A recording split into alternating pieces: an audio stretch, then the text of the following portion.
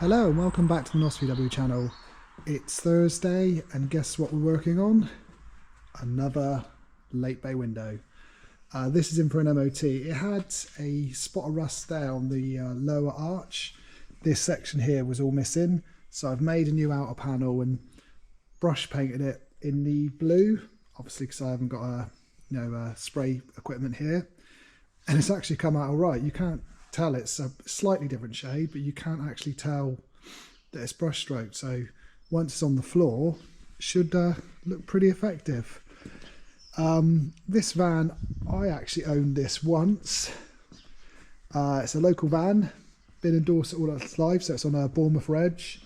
We've worked on it for at least the last 3 owners. I owned it before the owner who owns it now. Really solid van. Was a Danbury tin top, which is rare. Pretty much that's it really. It's just one of those honest, decent, drives really nice 1600 vans, and you don't see many tin tops.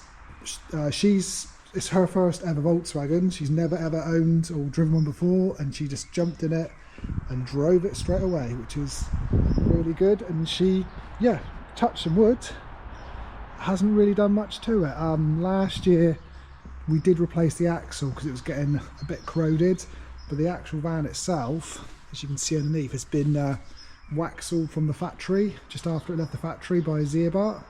It was like a service they offered back in the day when you bought it. They offered a service where they just drilled holes everywhere and filled it with wax, and as you can see, it saved it.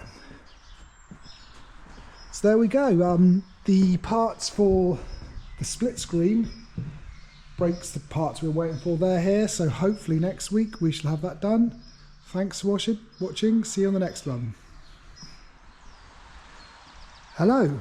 First job of the week is this 1973 American import, imported by one of my friends, must be 5-6 years ago, probably more than that. It came in from Alabama. I did some metal work, but not much. I think I've replaced the slider, which they said scratched. Rear hatch. I think I did a battery tray. Pretty sure that was it. It's really solid for Alabama's not the driest state, but still dry in this country. Obviously went through all the brakes and new tyres, etc. Second-hand 1600 engine, and apart from the fuel issues they had, pretty much been a really good little van for them. MOT'd it pretty much straight through. Had to do a few little bits and bobs, but nothing exciting really. That's how we like them. My friend Andrew did the sign writing on the door. Sadly he's passed away. Did a cracking little job of it. It really makes the van, gives it loads of character. The stripes are original.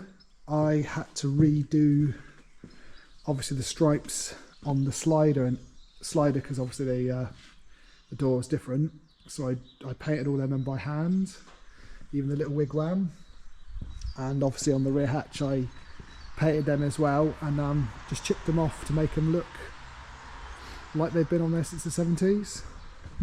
Yeah, cracking little van.